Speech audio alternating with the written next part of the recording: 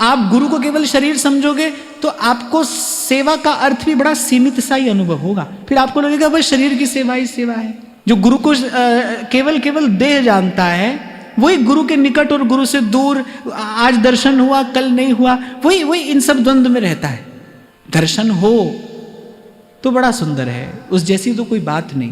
प्रकट में सेवा मिले तो ये तो मुझे लगता है जीवन की सर्वश्रेष्ठ उपलब्धि है।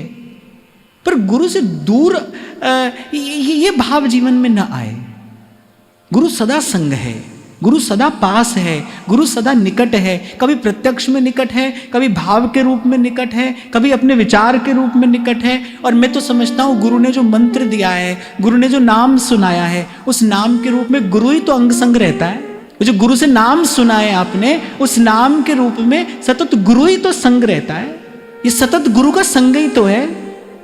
तो नाम जब आप करते हैं ये क्या है? ये सतत गुरु का संग ही तो है। इस प्रकार से भाई अपने भाव को सबल बनाना है, अपने भाव को सरस बनाना है। क्योंकि कई बार मैंने आपसे कहा हम कहीं नहीं रहते, हम यहाँ वहाँ भीतर बाहर नहीं रहते, हम भाव में रहते हैं, किसी ना किसी भाव में। इस भाव में नहीं रहोगे फिर संसार के भाव में रहोगे, यदि इस भाव में नहीं रहोगे तो फिर व्यवहार के भाव में रहोगे।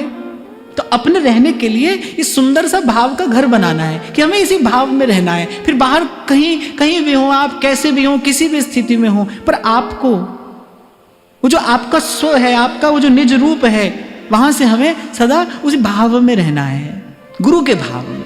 श्याम श्यामा सदा हमको प्यारे रहे, हम इन्हीं के रहे ये हमारे रहे। तो गुरु की बात आई तो ये कुछ कहकर मैंने अपनी वाणी को पवित्र किया, अपने भाव को पवित्र करने का प्रयास किया। पर गुरु के लिए सब कहकर भी कुछ नहीं कहा जा सकता भाई।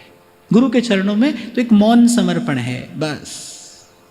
गुरु के लिए तो बस इतना कहा जा सकता है, वाह गुरु, वाह गुरु।